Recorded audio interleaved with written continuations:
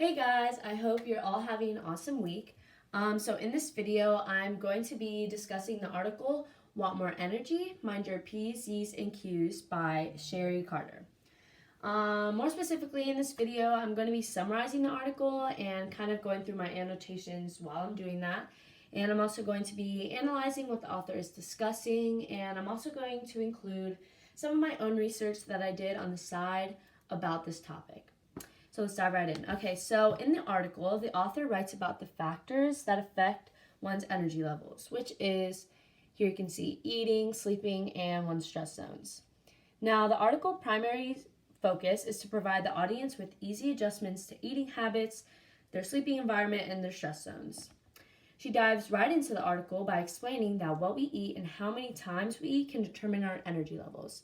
So she kind of says that in this first highlighted sentence. She says, if you want to feel more energized, opt for a side of fruit or veggies. Now, in this next highlighted pink section, Carter refers back to the work of Fernstrom, the author of another article mentioned in the text.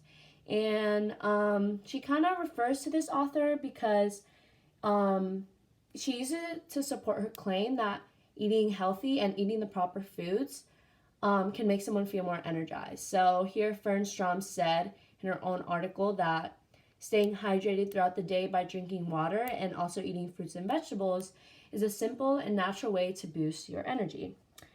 So basically she uses Fernstrom's work and her expertise to support her own claim that eating healthy goes a long way to feel more energized.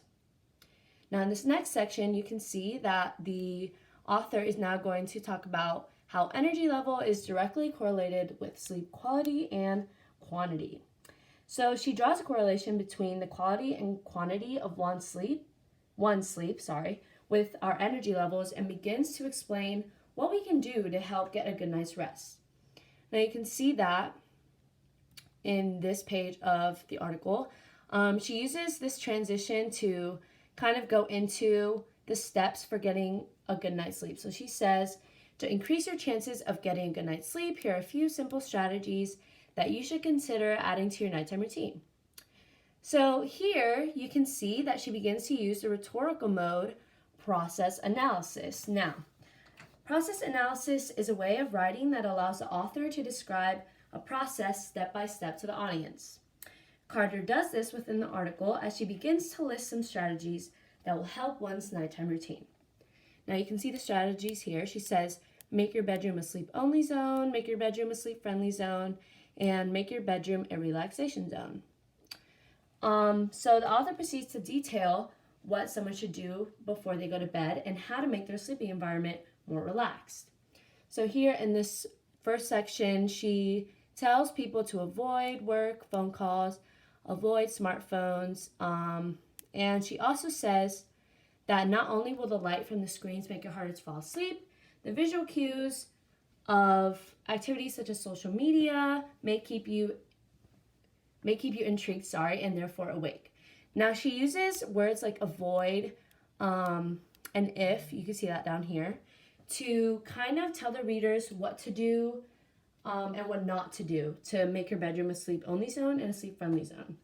Now she uses avoid to tell them to not be on their phones, not watch TV, don't go on your computer, don't go on social media. And I think that's a very important step, or a very important thing to include in process analysis, because you want to explain to the reader what exactly you shouldn't do so you can help them do the right thing instead.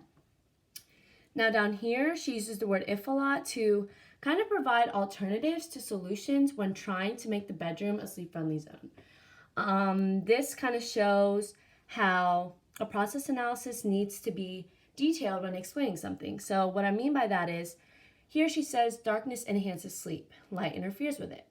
If you can't darken the room, use eye shades to block out as much light as possible.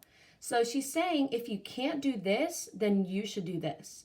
And that's how detailed a process analysis should be, because you want to make the audience understand what they can do to help accomplish these steps.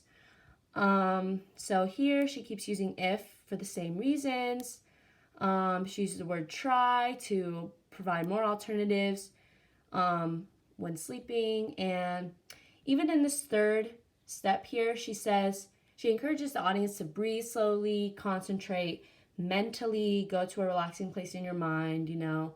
She uses if and avoid again. So here in this whole section, I think the author is doing a great job of using process analysis. She's using it to explain to readers how to get a good night's rest. And by doing that, people can understand how to get more quality sleep. Now, if people begin to practice these habits, they might start to see a change in their energy levels. Okay, moving forward. So we went through all this. Now, this is the last section of the article. The last thing the author discusses is that stress is the third energy zapper. So Carter mentions, that stress is the third factor of one's energy levels. Now, along with explaining some research, which is what she does down here, but we'll get to that in a second, she also refers to another author, Alex Stone, and his article about how waiting in lines can cause stress and lead someone to get tired.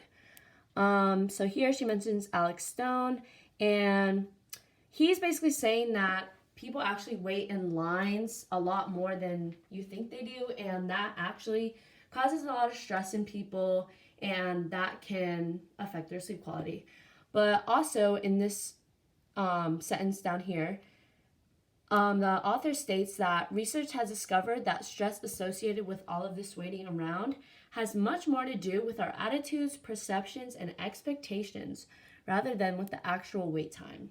So I think that's actually really important to point out, because she's basically saying that we ourselves are kind of causing our own stress. Our attitudes, our perceptions, and our expectations in life actually do more than the actual waiting that we do in our own lives. So I think that's really important to point out. Now, going back to the sleeping section of this article, I did my own research. An article by the National Sleep Foundation called How and Why Using Electronic Devices at Night Can Interfere with Sleep kind of goes back to what the author was saying within this section. So the author brings up that energy level is directly correlated with sleep quality and quantity, right? Well, this is well known throughout the globe. Like, we all know that by getting better quality and quantity sleep, we'll have better energy levels. But what people don't always think about is what they can do to increase their sleep quality. Now, most people go on their phones and even watch TV before bed. As mentioned in the article, she says avoid phones, avoid TV, avoid social media. But they don't think about how that can profoundly affect their sleep quality. Now, in the article, the National Sleep Foundation states that by using electronics, it can delay your body's internal clock, which suppresses the release of the sleep-inducing hormone melatonin and makes it more difficult to fall asleep. People worldwide don't realize the adverse effects that electronics have on one's body and sleep quality, which is why the author mentions so much avoiding electronics and avoiding light, because it can actually affect your sleep quality. Now, if you have insufficient sleep quality, you won't feel energized the way that you should when getting a good night's rest. So all of this from the article by the National Sleep Foundation goes back to how our energy levels are influenced by factors such as sleep. Now, that's it for this video. Thank you so much for listening, and I hope everyone has an awesome week.